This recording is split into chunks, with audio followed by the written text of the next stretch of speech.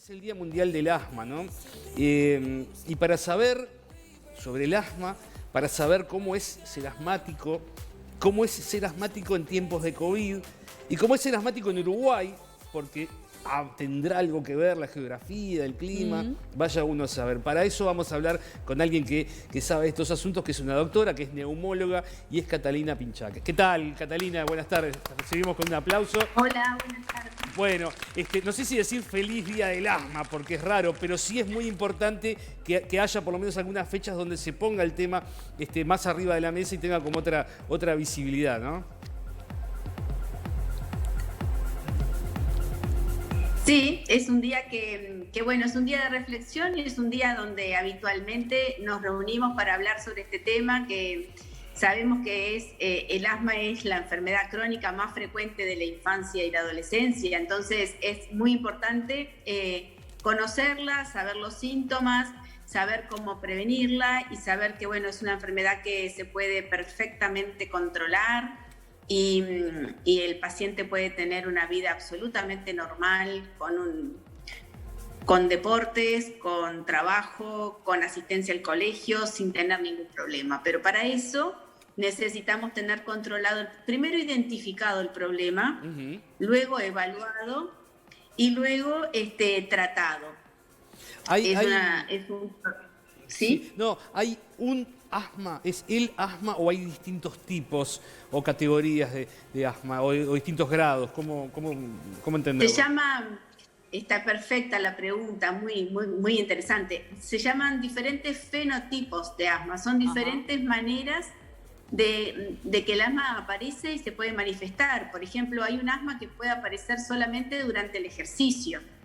Hay un asma que aparece en algunas adolescentes solamente con los procesos menstruales. Hay un asma que aparece solamente con las infecciones virales, las crisis de broncoespasmo. En realidad, de base, todos tienen algo similar, que es un proceso inflamatorio crónico que hay que regular, que se puede hacer, sabiendo que no hablamos de curación porque tiene una de las patas de su definición es genética.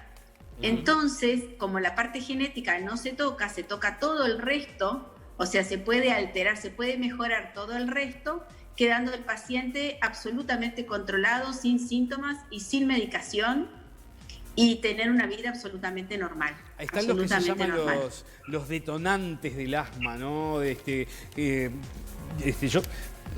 Un ejemplo que el mío es bien liviano, bien light, comparado con otros casos de asma que conozco que son de repente más difíciles, pero yo padezco una especie de asma alérgico 2 o 3 veces por año, que atribuido seguramente al cambio de estación, al cambio de clima, como se dice, al polvillo y demás. Son 2 o 3 días, un antialérgico y otra cosa, no tengo ningún problema, no me acuerdo más del asma en ningún momento del año. Y a la vez hay casos de personas que obviamente uno ve de repente que están muchas veces, no sé, con el inhalador o con otro tipo de aparatos o de medicación, ¿no? Son muchas variedades, ¿no? Hay cosas que detonan el asma, el ambiente, el clima, por ejemplo, ¿es un factor importante? Sí, por supuesto. El clima viene también porque tenemos polinizaciones, tenemos polvo, tenemos ácaros, tenemos un montón de cosas en el aire. Y con los cambios de estación también se nota el aparato respiratorio cuando no está controlado, eso lo percibe y eso lo lleva a tener obstrucción bronquial. Hay muchos factores que pueden detonar. Uno de ellos son los cambios de estación. El otro es tener una rinitis que no esté controlada, que no esté bien tratada. La otra es tener infecciones respiratorias con gérmenes habituales, son las causas más frecuentes de crisis de broncoespasmos que aparecen en los niños menores de 6 años. El ejercicio y una cosa no menor que son los problemas emocionales.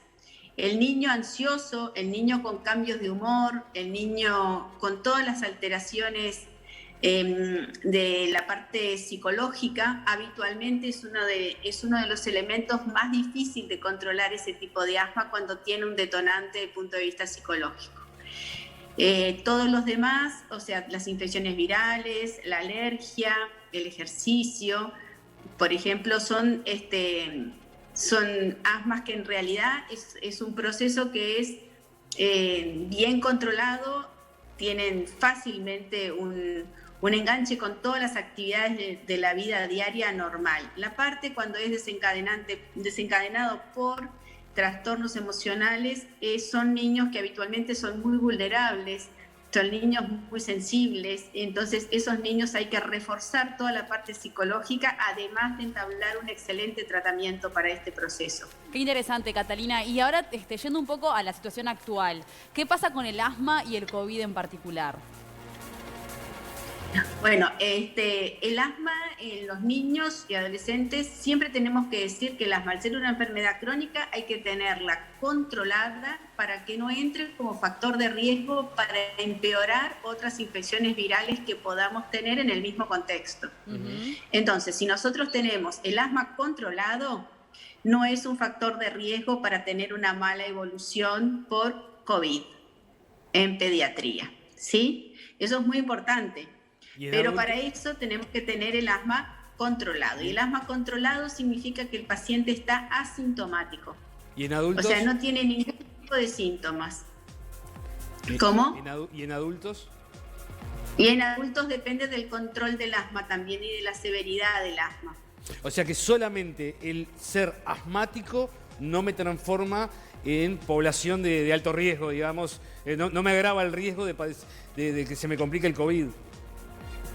El asma controlado, que tiene un control absoluto de síntomas, que el paciente está sin proceso inflamatorio en curso, yo le hablo por los niños y adolescentes sobre todo, sí. no es un factor de riesgo. De hecho, en esta pandemia, los pacientes asmáticos, que en principio fueron un factor de alarma, que fue una señal en rojo, porque bueno, teníamos la experiencia de adultos, los primeros datos que teníamos, y bueno, fueron pacientes que en realidad no nos dieron problema a nosotros. ¿Por qué? Porque la mayoría de los pacientes con este proceso están con su asma controlado o en vía de control, ¿sí? Entonces, son pacientes que habitualmente además tienen como modus operandi diarios, son pacientes que se cuidan más, son pacientes que tienen que ver con la higiene diaria, con la distancia, tiene que ver también el uso del tapaboca en estos pacientes, que en muchos de los pacientes, se habló mucho del tapaboca en los pacientes asmáticos. Si el tapaboca se utiliza en forma higiénica, el número de tiempo y bien adaptado, excepto cuando el paciente está haciendo ejercicios que no tiene que tener el tapabocas puesto, en realidad ha sido bien tolerado y no ha dado ningún tipo de complicación en los pacientes asmáticos. Ahora, si son pacientes pequeños, menores de 8 años, que no tienen el control de la enfermedad en su fase ideal, estos pacientes, cualquier obstáculo, y entre ellos el tapabocas, se pueden sentir un poquito con mayor disconfort con el uso del tapabocas, por lo cual no lo usan, ¿sí? Catalina, ahora, imagino entonces que cualquier paciente asmático debe vacunarse, como a todos nos indican, para justamente que no se complique el tema del COVID y ahí de esa manera sí pueda influir el asma. ¿Y qué pasa con los asmáticos y también alérgicos a determinados medicamentos? Por ejemplo, te doy un ejemplo, a la penicilina. ¿Ahí tenés alguna indicación especial de vacunarse, no vacunarse, vacunarse igual? Bueno, ahí es importante saber el motivo por el cual el paciente es alérgico y ver el contenido de la vacuna, ¿sí? Es muy importante ese detalle, o sea, saber si hay alguna reacción cruzada entre el motivo de la alergia del individuo puntual y la constitución de la vacuna. Por eso es muy importante los pacientes que tienen anafilaxia o tienen alergias severas a determinados alimentos y en especial al huevo, ¿sí? Entonces ahí son pacientes que necesitan, previo a recibir la vacuna, tener una consulta con su alergista. Claro. Catalina, vuelvo un poquito atrás porque me quedé pensando en algo que hablábamos recién, ¿no? Que tiene que ver con los pacientes COVID y que tienen asma.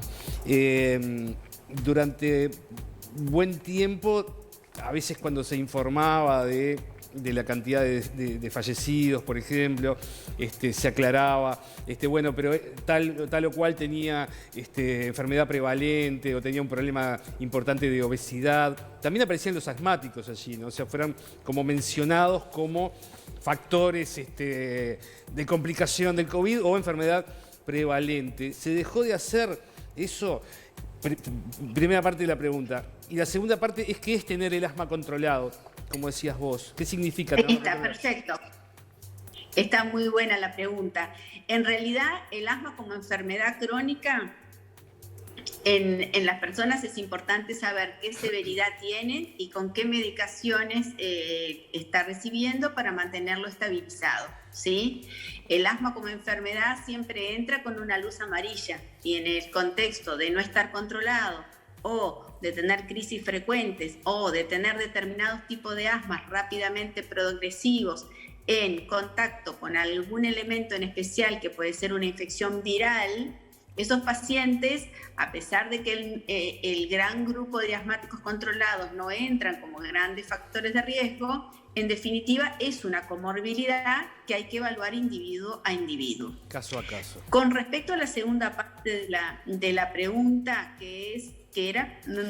la segunda parte... ¿Qué significa que cuando vos decís que si el asma está controlado no sería un gran problema? ¿Qué quiere decir estar controlado? ¿Que no tenga crisis o que esté medicado? ¿Qué significaría?